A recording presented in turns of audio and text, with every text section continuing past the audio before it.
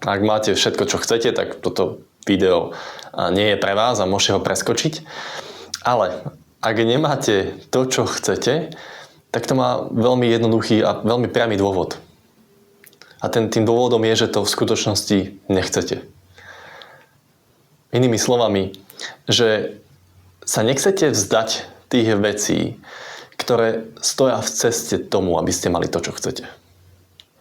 Že tie veci, ktoré stoja v ceste tomu, aby ste mali to, čo chcete, sú pre vás dôležitejšie. A dávam dva príklady.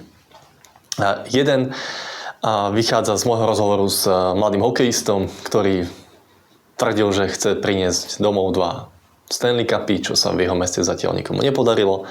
A keď som sa ho pýtal, že ako veľmi to chce na stupnici od 0 po 100, tak povedal, že 120%. 120% záväzok má voči tomu, aby naozaj tie Stanley Cupy priniesol domov.